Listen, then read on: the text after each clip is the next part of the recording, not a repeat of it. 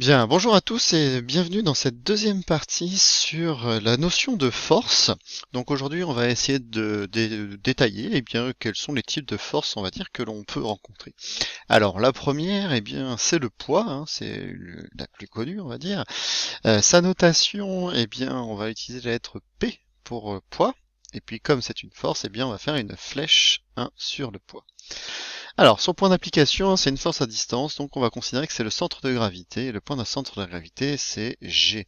Alors, si je prends ici, par exemple, un rectangle, là j'ai un objet, j'ai genre une grosse caisse, qui est, on va dire, homogène, c'est-à-dire qui a la même masse uniformément répartie, le centre de gravité va être le centre de votre objet.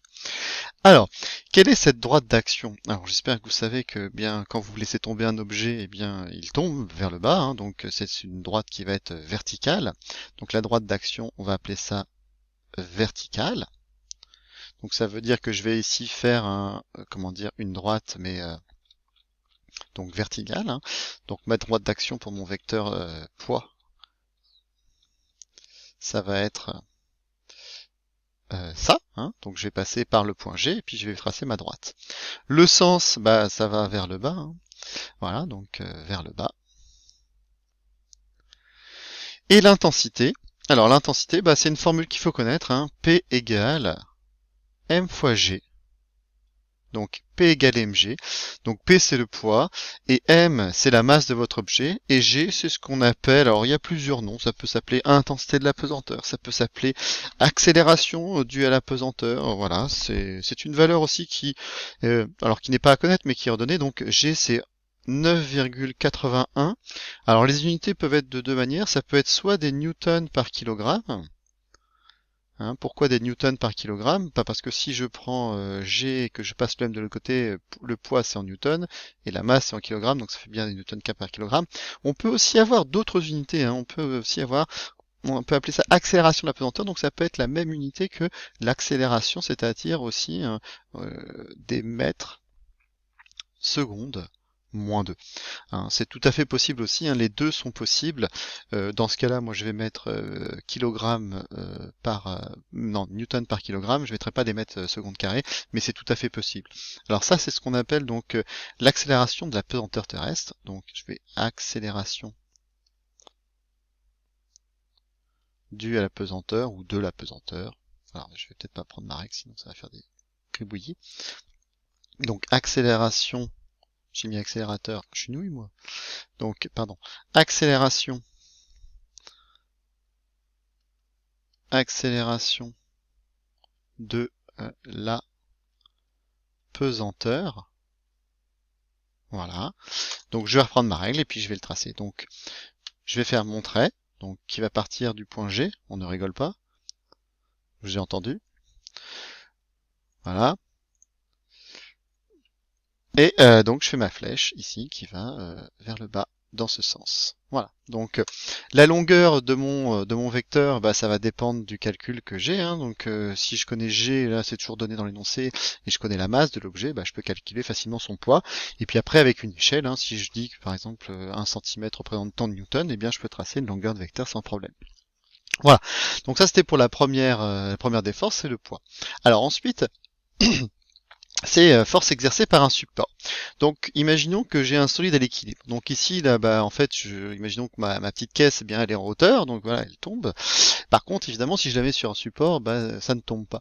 Donc, si mon objet ici est sur mon support et qu'il ne se déplace pas, s'il ne bouge pas, on avait vu dans la vidéo précédente, d'après la réciproque du principe d'inertie, que si un objet est au repos, ça veut dire quoi? Ça veut dire que la somme des forces qui s'appliquent à ce système, est égale à zéro. Alors, ce qui veut dire que j'ai toujours mon poids, hein, c'est-à-dire que le poids que j'ai ici, donc je peux le refaire ici avec mon point G. Donc le point ici, donc imaginons que voilà, je vais refaire mon poids, donc j'ai une force qui va être comme ceci. Tac. Voilà. Donc le poids existe toujours, hein, puisque je suis sur la Terre. Par contre, donc je pourrais peut-être le marquer le P, hein, d'accord, pour dire que c'est le poids. Je l'ai pas fait là-haut non plus, je vais le faire là, hein, P. Et donc, ça veut dire que bah, s'il est à l'équilibre, ça veut dire qu'il y a une autre force. Donc cette autre force, ça doit venir compenser, ce qui veut dire qu'elle doit être forcément bah, dans la même direction. Donc ça veut dire que si je prends ma règle, eh bien je vais être dans la même direction, c'est-à-dire la direction verticale, et aussi dans le sens opposé pour que ça se compense. Donc ça doit être plutôt vers le haut.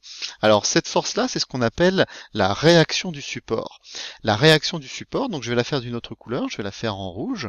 Son point d'application va être le point de contact au milieu, on va dire, de votre objet. Donc c'est ici, donc je vais prendre ce point-là et je vais faire un trait vertical. Par contre, je dois faire attention à faire un trait qui doit être de la même longueur. Alors moi ici, c'est pas tout à fait facile, mais vous devez faire un trait de la même longueur que votre poids. Et cette force-là, c'est ce qu'on appelle la réaction du support. Donc je vais l'appeler R. Voilà. Ça, c'est votre réaction si votre solide ici eh bien, est au repos sur votre support. Alors, on va pouvoir noter ça dans le cours. Donc, on vous dit donc, lorsqu'un solide est posé sur une table horizontale, la force qu'on va noter R avec une flèche, R majuscule, avec une flèche, exercée par la table sur le solide, est appelée donc réaction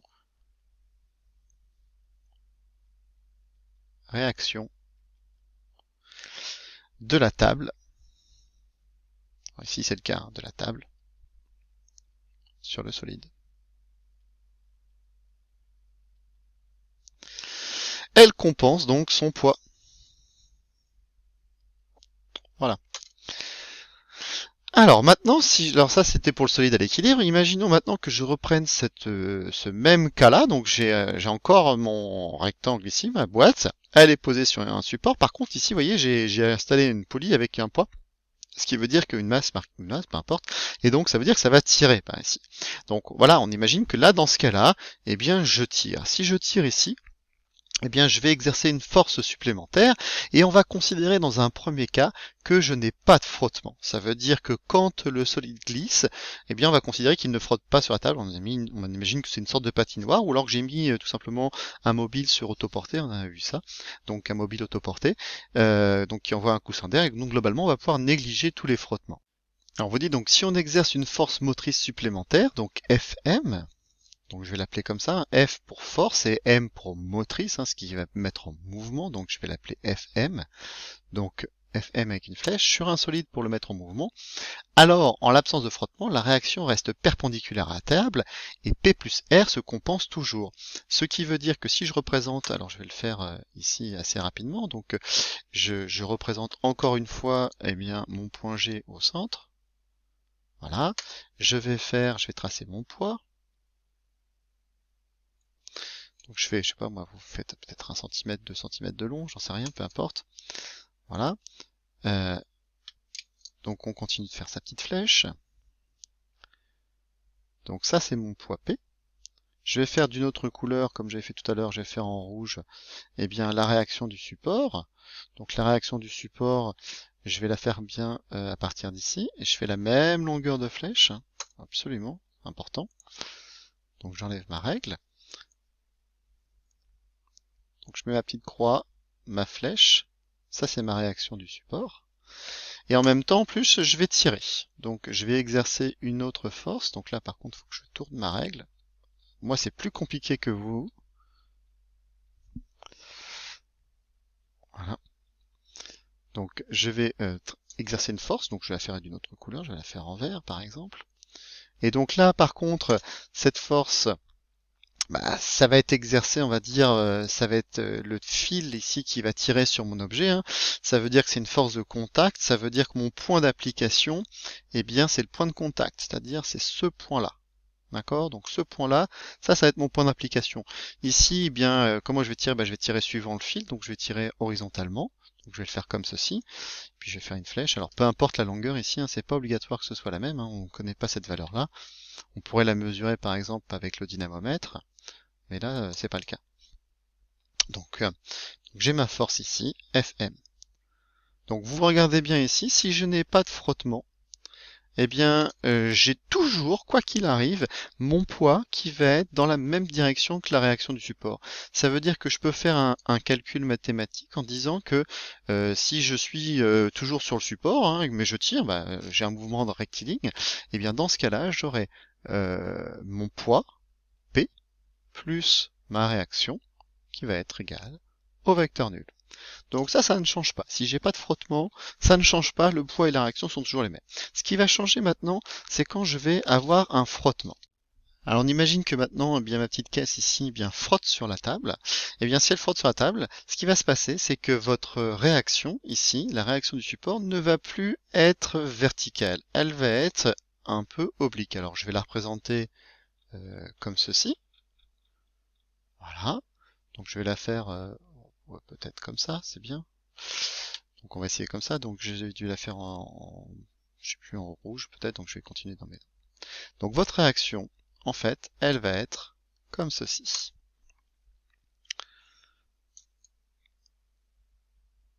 Alors ça c'est mon point de contact, ça c'est ma flèche, ça c'est ma réaction. Donc la réaction R, elle va être penchée.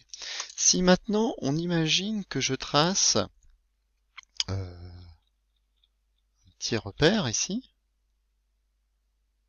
à cet endroit-là, je vais le faire en violet, de manière en pointillé. Donc si je trace un petit repère, voilà, tac, tac, tac, tac, tac, tac, tac, tac, tac, tac, ici, et puis de l'autre côté.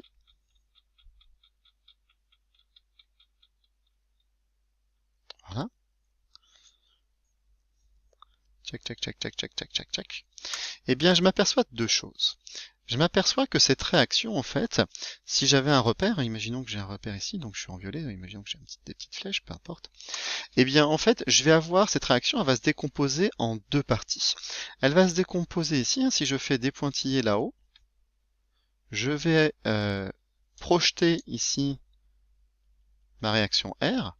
Donc je vais avoir une sorte de composante ici suivant l'axe vertical. Imaginons que ce soit l'axe Y, donc c'est l'axe Y. Donc j'aurai une composante verticale. Cette composante verticale, c'est ce qu'on appelle la réaction normale. Alors, normale, ça doit vous faire penser à quelque chose. L'année dernière, on avait vu, par exemple, que dans les lois de Descartes, que ce qu'on appelait la normale, en fait, c'est une perpendiculaire à une surface. Donc en effet, c'est bien ce qui se passe ici. Là, j'ai un angle droit, à cet endroit-là. Et donc cette force que je viens de vous représenter ici, ça va être la composante normale. On peut l'appeler de deux manières. On peut l'appeler soit Rn pour réaction normale, ou aussi on peut l'appeler tout simplement N. N majuscule, ça va être la composante normale. En fait, regardez bien cette composante normale, en fait, elle ressemble à ce qu'on avait vu au-dessus. En fait, c'est la composante donc qui est toujours perpendiculaire eh bien, à la surface.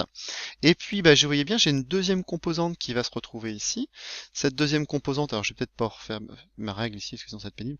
Donc si je fais des petits pointillés ici, je vais avoir une force ici, alors je vais la faire d'une autre couleur, je vais la faire en orange. Je vais reprendre ma règle. Là, je suis obligé. Hop, hop, hop, hop, hop. Les aléas du direct. Donc, je reviens ici. Voilà.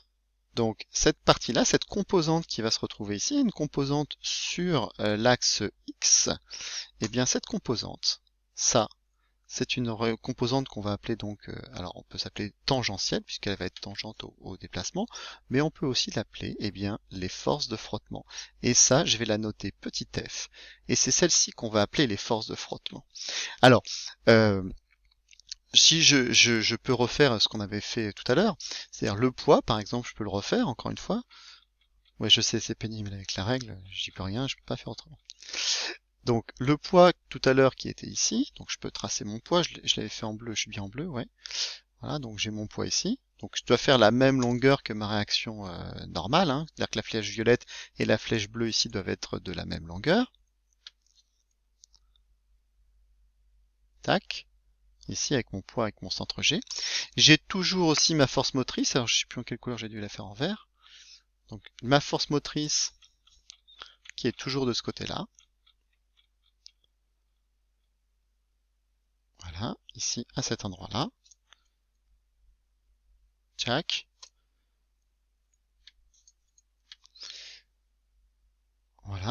Donc ça c'est Fm, force motrice.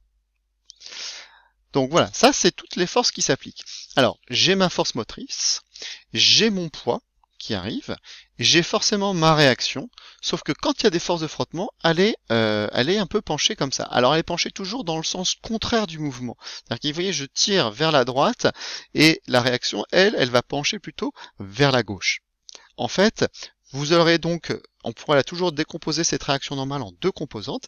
La réaction normale, donc qu'on appelait Rn ou N majuscule, ça dépend, et puis la force de frottement qui va être ici.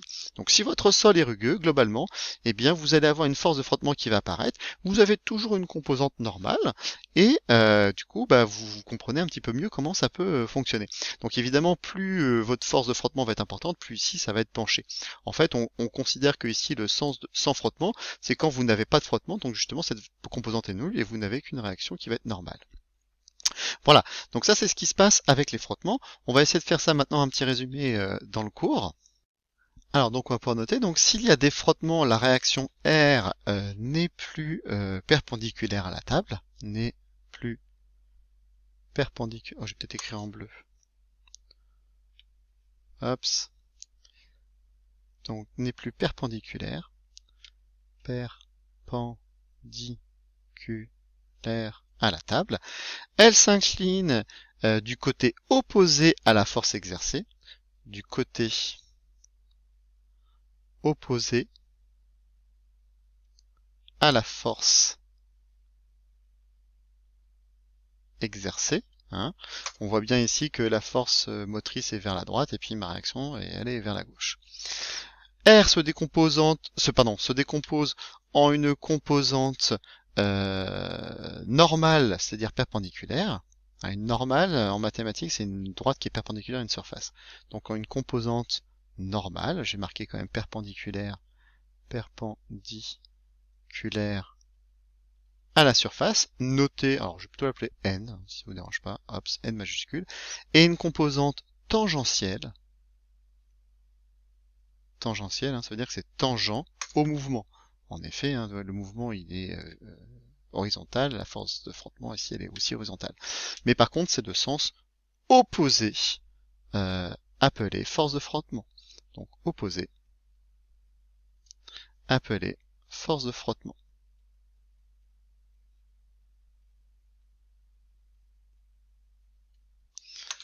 Voilà, et on la note F, notée F minuscule avec une flèche. Voilà. Alors, on a donc quoi? Eh bien, on a par contre au point de vue vecteur, bien regardez bien le R ici, c'est justement c'est la somme des deux. Hein. Vous pouvez regarder ici, vous avez votre losange de relation de Schall qui peut apparaître. Hein. Donc ça et ça vous donne bien ça. Donc j'ai bien mon petit f, ou petit, on va commencer par R, égale petit f plus n. Voilà. Dernier cas on va voir ici pour l'instant, avant-dernier cas, pardon, c'est un type de frottement. Alors les frottements ici, vous voyez, c'est un frottement qu'on appelle un frottement solide, puisque j'ai une boîte qui est solide, qui va frotter bien sur un solide. Hein, si par contre je prends ma boîte et que je l'envoie dans l'air, par contre le frottement va se faire bien entre un solide et un gaz. D'accord? Pareil, si j'envoie ma boîte dans l'eau, bien je vais avoir un autre type de frottement. L'ensemble des liquides et des gaz, c'est ce qu'on appelle un fluide. Et donc on va voir la force de frottement fluide. Donc c'est le petit 3 ici. Donc c'est force de frottement fluide. Le fluide, hein, c'est l'ensemble des liquides et des gaz. Alors vous dites qu'il y a donc force de frottement fluide. Donc les frottements fluides sont les forces de frottement exercées par le fluide, c'est-à-dire les liquides et les gaz. Donc liquide, gaz, dans lequel un objet évolue. Voilà, à partir du moment où vous êtes dans un liquide, dans un gaz, bien vous allez subir une force de frottement fluide. Alors pour comprendre ça, j'ai une animation et aussi un document que j'avais prévu de faire. Alors je pourrais vous le mettre si vous voulez en plus, ceux qui veulent le faire, mais ça me paraît un peu plus compliqué dans ces conditions. Ici, c'est donc frottement fluide. Donc, on vous dit l'aérodynamisme d'une voiture étudie les phénomènes dus à l'écoulement de l'air autour d'un véhicule en mouvement. L'aérodynamisme influe sur la consommation de carburant, le comportement routier, le confort, ainsi que sur les turbulences à haute vitesse de la voiture. C'est pour cette raison que les ingénieurs aérodynamiciens cherchent toujours à améliorer les caractéristiques aérodynamiques de nos voitures. Mercedes-Benz a signé plusieurs records dans ce domaine. Alors, vous voyez ici, en fait, on va vous parler de ce qu'on appelle un coefficient de traînée. Alors, qu'est-ce que c'est que ce coefficient de traînée? Alors, mon animation, vous pouvez la trouver sur Internet. Ça s'appelle, vous tapez fait sur un moteur de recherche, PHET, et vous marquez mouvement d'un projectile. Et dans ce cas-là, eh bien, on va pouvoir faire quelques simulations. Alors, je vais, voilà, 0,48, c'est bien. Alors, donc ici, vous voyez, on a un canon, et puis on va envoyer des boulets. Donc, on va envoyer des boulets, hein, sans jeu de mots, évidemment. Donc, si par exemple ici je tire, voilà, je fais play, paf, j'ai un boulet, j'ai pas de boulet. Pourquoi j'ai pas de boulet? Voilà, il est là, paf, j'ai mon boulet qui arrive ici. Donc ça, c'est ma trajectoire et mon boulet qui arrive à cet endroit-là. Maintenant, je m'aperçois d'une chose, c'est que en fait, si je vais changer ce qu'on appelle le coefficient de traînée, en gros, ça va permettre de changer, on va dire, eh bien la forme.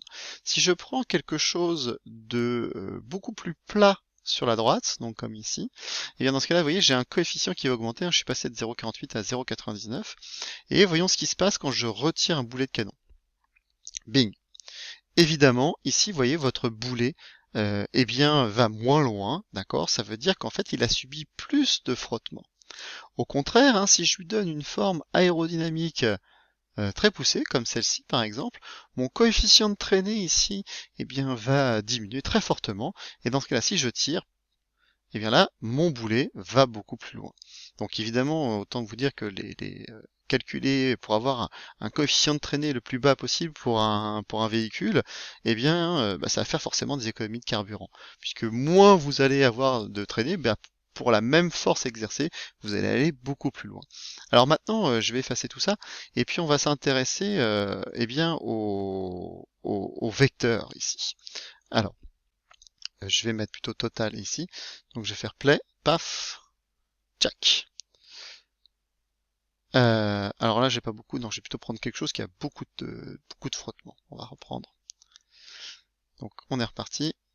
Je fais une petite pause. Voilà. Alors, donc ici en vert, ça c'est mon vecteur vitesse. Vous voyez que mon vecteur vitesse, si je reviens, en fait, on va relancer une fois. Paf, il est. Je vais le faire en lent, ça va être beaucoup plus pratique. On va repartir. Voilà. Mon vecteur vitesse en vert, vous voyez, il change de direction au fur et à mesure. Mais en tout cas, on avait vu qu'il était toujours tangent à la trajectoire. Et en effet, ici, votre vecteur vitesse est toujours tangent à la trajectoire.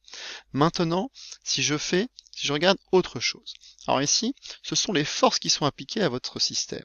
Alors FG, j'espère que vous avez compris que ici, alors il n'est pas bien positionné, hein, le point il devrait être ici, mais sinon ça ne se voit pas. FG, eh bien c'est tout simplement la force gravitationnelle, hein, c'est le poids, c'est la force que va exercer la Terre sur cet objet. Donc là, elle est toujours constante, c'est toujours la même quoi qu'il arrive, hein, puisque votre objet, il est quasiment toujours à la même hauteur, donc ça va être la même chose ici. Par contre, il y a une autre force qui s'applique ici. Cette force ici, c'est FD. FD, eh bien ça justement, ça c'est votre force de frottement fluide. Alors la force de frottement fluide, vous voyez, elle est pareille, elle est toujours eh bien, dans la même direction que votre vecteur vitesse, hein, ici c'est deux parallèles. Par contre, le sens, il est opposé eh bien, à votre vecteur vitesse. Votre vecteur vitesse va vers le haut, la droite. Ici, ça va vers le bas, vers la gauche. Donc ça, c'est votre force de frottement fluide. Alors, on peut s'amuser après à faire plusieurs choses, hein. Je peux faire varier la masse, je peux faire varier l'altitude, etc. Et donc, on va s'apercevoir que cette force de frottement fluide, qu'on appelle aussi la traînée, eh bien, en fait, cette force de frottement, elle dépend de plusieurs choses.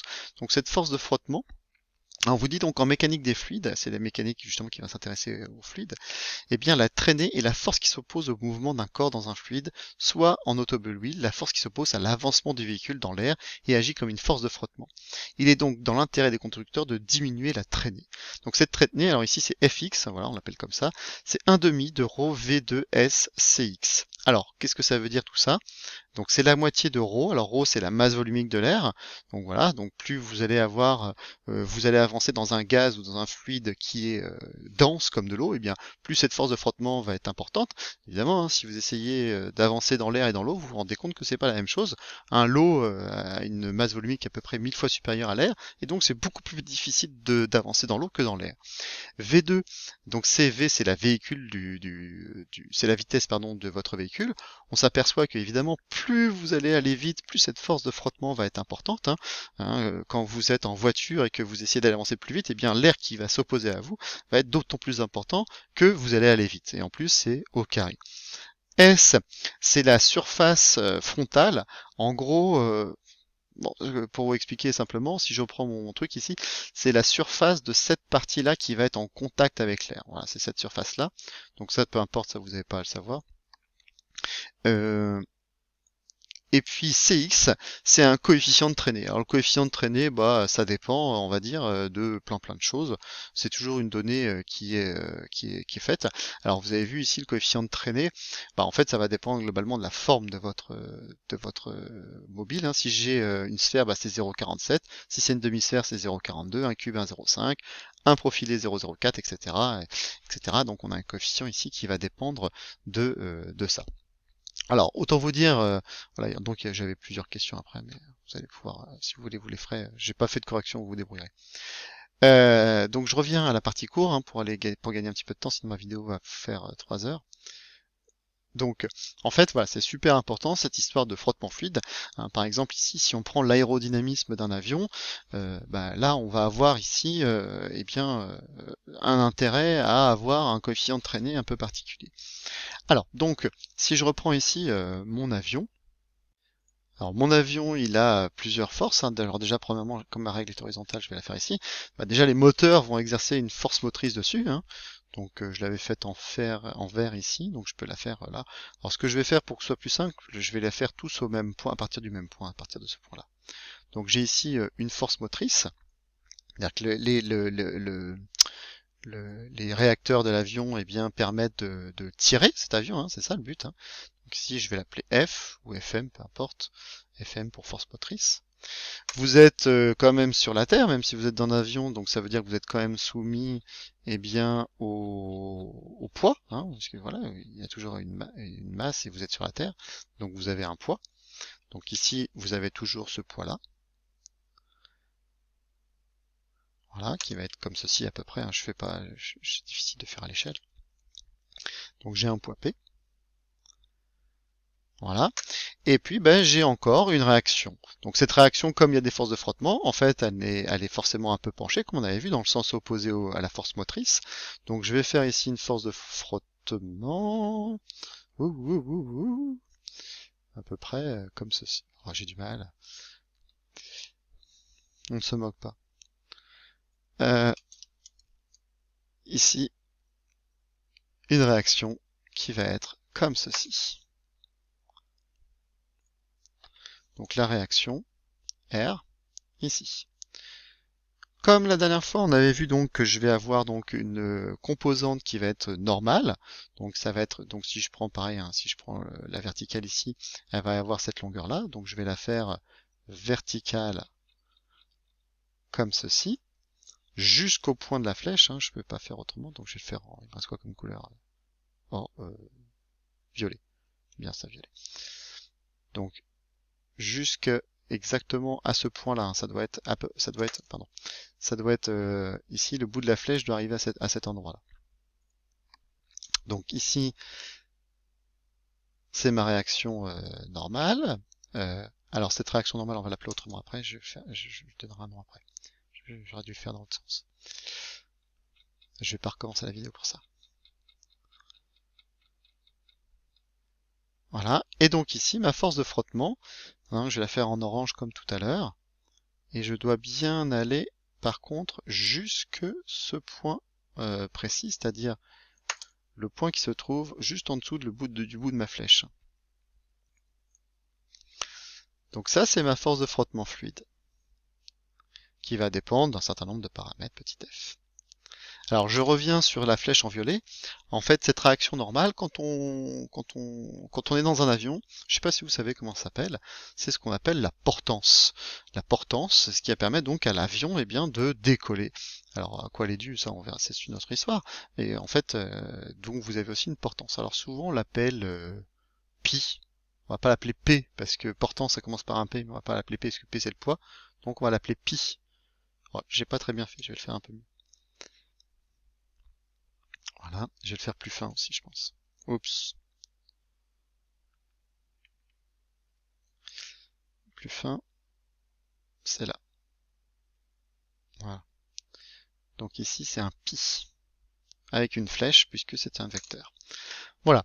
Donc ici, vous avez la force motrice de votre avion, vous avez votre poids, vous avez la force de frottement fluide qu'on appelle aussi la traînée, et puis pour un avion, vous avez aussi la réaction normale qui ici va être, ce qu'on appelle la portance.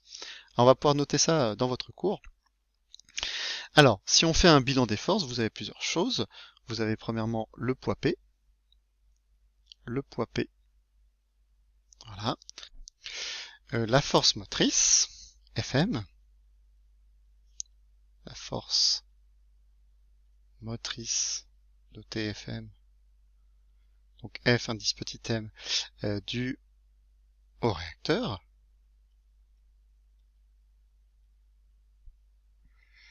Et puis la dernière, donc, c'est la réaction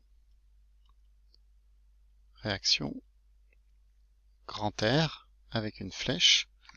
Donc celle-ci qui est due aux forces exercées par l'air en fait.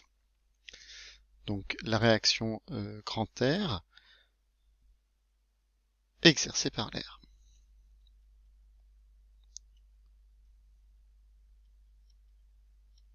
Donc, comme dans le cas précédent avec les forces de frottement, hein, on s'aperçoit que la réaction qui se trouve ici en rouge R, elle est sur deux composantes, donc la composante pi, hein, donc la portance, et puis la force de frottement. D'accord, donc on s'aperçoit, hein, comme tout à l'heure, que si je fais la somme vectorielle F plus pi, hein, donc vous avez ici votre parallélogramme qui va apparaître, et donc vous avez donc la relation de Schall qui vous donne que F plus pi égale R.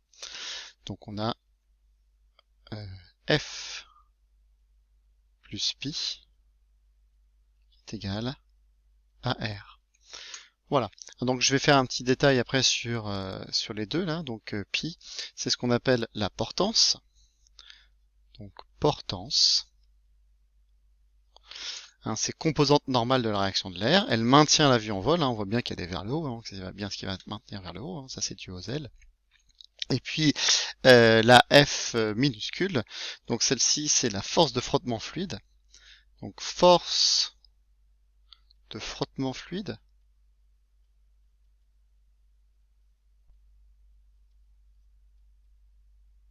Et donc ici dans ce cas-là, comme c'est dans ce cas-là par exemple pour l'avion, ça s'appelle donc la traînée. Donc on va mettre entre parenthèses donc la traînée ou traînée. Donc qui est forcément de sens opposé à la vitesse. Hein, donc si l'avion va dans ce sens-là, force de frottement c'est dans l'autre sens évidemment.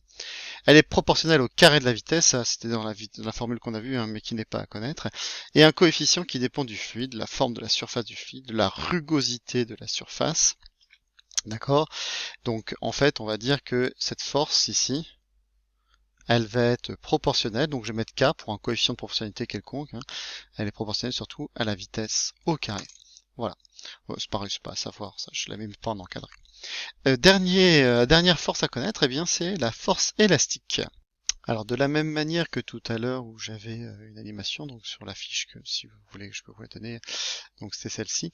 Donc c'est une autre animation sur les ressorts qui s'appelle on porte la loi de Hooke. Donc sur cette animation, donc c'est sur internet, on tape fait et puis on tape ensuite loi de Hooke. Et donc on a ça, donc voilà, j'ai un ressort qui se trouve ici, et puis là on imagine voilà que j'accroche ce ressort à l'aide d'une pince, et puis je peux plus ou moins tirer sur le ressort. Alors déjà le ressort, on s'aperçoit que je peux lui appliquer deux types de force, hein. Donc je peux le tirer, ou alors je peux le comprimer. Dans les deux cas, eh bien, je vais avoir une force. Par contre, si je tire, voilà, la force qui est vers la droite, hein, moi je tire vers la droite, j'étire mon ressort. Par contre, la force du ressort, elle va être dans l'autre sens, elle va être vers la gauche. Si je comprime un ressort, hein, bah, c'est le contraire, hein. La force que j'applique, moi je pousse, donc elle est vers la gauche, alors que la force elle-même du ressort, bah, en fait, elle est vers la droite, hein. Si je pousse, il va avoir tendance à se détendre. Alors, donc, on s'aperçoit que globalement, je peux avoir différents types de ressorts, on peut avoir différentes matières, différents types de spires, un nombre de spires, et puis aussi je peux varier, eh bien par exemple l'épaisseur de ma spire. Vous voyez ici j'ai un fil très épais, et puis ici j'ai des fils qui sont beaucoup plus fins. Alors, si je me mets à peu près ici, j'étire à cet endroit-là, on va s'apercevoir que, eh bien, mon ressort, eh bien, plus je vais faire en sorte d'avoir des spires épaisses, plus, eh bien, la force que je vais appliquer ici va avoir moins d'impact. Si je prends la position d'équilibre, c'est-à-dire qu'en gros, si je n'applique pas de force, si je suis ici à 0, par exemple, j'arrive pas à être à 0, faire ça. Voilà, si je suis à 0 ici, si je n'applique aucune force, mon ressort a une certaine longueur. D'accord? Donc on va dire que c'est cette longueur-là. Si par contre j'applique une force dessus, eh bien il va, dans ce sens-là, il va s'allonger. La différence entre les deux, alors ici ils appellent ça déplacement, moi j'appellerais ça plutôt l'allongement du ressort, c'est-à-dire de combien il s'est allongé, eh bien cet allongement va dépendre d'une certaine constante qui s'appelle ici la constante d'élasticité, que moi j'appellerais plutôt la constante de raideur. Et donc on s'aperçoit que évidemment, plus mon ressort est épais, moins l'allongement, moins le déplacement ici est important. Si j'ai un ressort très fin, et bien évidemment je vais pouvoir le tirer beaucoup plus. Donc cette constante ici, qui s'appelle ici constante d'élasticité ou constante de raideur, on s'aperçoit qu'évidemment ça va avoir une influence sur la force qu'on va appliquer à mon ressort. Alors, si sur l'expérience que je demandais, on va pas le faire, mais si on s'aperçoit que quoi, en fait, que cet allongement ici, ce déplacement, cette petite flèche verte qui est ici, en fait, eh bien, va être proportionnel justement, eh bien, la force, pardon, va être proportionnelle à l'allongement et à cette constante d'élasticité. Alors, si je reprends la feuille que vous avez vous, non, c'est pas celle-ci, pardon, c'est celle-ci. Euh, Alors, donc en fait, donc si je prends ici n'importe quel ressort, eh bien sa longueur au repos, c'est-à-dire de là jusqu'ici, eh bien ça c'est sa longueur L0, c'est-à-dire c'est sa longueur à vide, on appelle ça, ou sa longueur voilà, sans rien appliquer dessus. Par contre, évidemment, si je tire sur ça, donc là, la longueur totale de mon ressort que je vais appeler L va être plus grande que la longueur L0. Dans ce cas-là, eh bien, la force sera dirigée vers la gauche. Par contre, ici, vous voyez mon petit bonhomme, là, il est en train de pousser. Là, ça veut dire que ma longueur de mon ressort, vous voyez, elle est plus petite que ma longueur à vide. Dans ce cas-là, la force serait, elle, dirigée vers la droite. Dans tous les cas, hein, alors, vous voyez, là, j'augmente d'une certaine longueur. Ça, c'est ce que je vais appeler mon allongement. Là, c'est pareil, j'ai un allongement. Dans tous les cas, cette partie-là, je vais l'appeler l'allongement. Alors, par contre, vous voyez que si j'ai besoin juste d'avoir la valeur, la norme de la force, je vais avoir un problème de signe. Donc, pour enlever tout problème de signe, parce que des fois c'est vers la gauche, des fois c'est vers la droite, et bien dans mes formules, je vais appliquer une valeur absolue pour enlever tous les signes. Alors, on va pouvoir noter donc, quand on comprime ou on étire un ressort, celui-ci exerce une force élastique. Une force élastique, ou alors qu'on peut appeler la tension, ou tension, notée T majuscule avec une flèche, d'accord, proportionnelle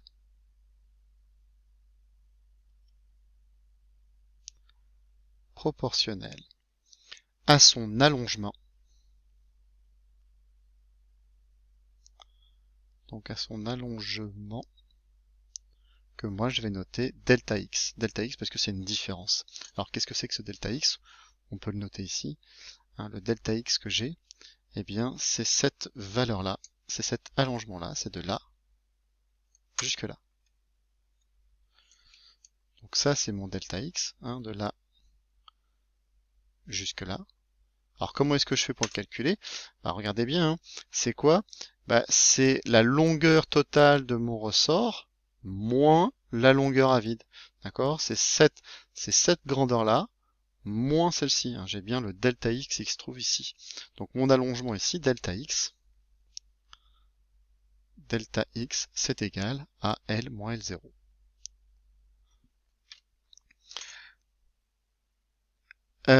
Donc je vais pouvoir le noter quand même. Donc L0 c'est quoi? L0, c'est pas bien écrit. C'est la longueur à vide. D'accord? On va la noter en mètres, parce que c'est l'unité officielle des longueurs. L, c'est quoi? L, c'est la longueur de mon ressort. Hein, si je le tire ou je le comprime, eh bien il va pas du tout avoir la même longueur. Donc c'est cette longueur-là. Donc longueur, pardon, du ressort. Toujours en mètres. Alors delta x je l'ai pas fait, mais il est aussi là, hein. C'est la même chose, hein. Là ça dépend si je le comprime ou que je l'étire. Et il est là aussi, hein. Donc je peux marquer aussi là. Delta x. Alors attention, donc cette force, hein, elle s'oppose toujours à l'allongement. D'accord? Cette force s'oppose toujours à l'allongement ou à la compression du ressort. Alors j'ai dit que c'était proportionnel, donc on a la valeur de donc la norme de la force, hein, donc sans flèche puisque c'est une norme, c'est juste la valeur. Eh bien elle va être proportionnelle, donc je mets un petit coefficient k, à l'allongement. Donc mon allongement c'est quoi? C'est mon L moins L0, hein, je vous dis je mets des valeurs absolues pour éviter les problèmes de signes. Donc je peux dire aussi que c'est k fois delta x. Alors voilà, je mets entre parenthèses, c'est ce qu'on appelle la loi de Hooke. Voilà, donc c'est pas à savoir ça, la loi de Hooke. Alors, je donne ici ce que c'est. Donc T, c'est ce qu'on appelle la tension du ressort.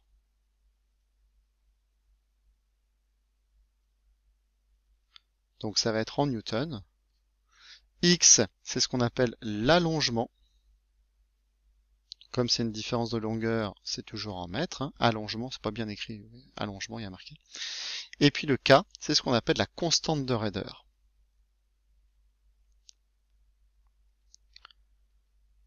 Constante de raideur. Alors, si vous essayez de chercher en quelle unité ça se trouve, alors, regardez bien ici, ce sont des newtons. Le X, ce sont des mètres. Si je passe ici de l'autre côté, ça fait des newtons par mètre. Newton, mètre, moins 1. Voilà, c'est terminé pour ce cours. Je vous remercie, je vous dis à bientôt, au revoir.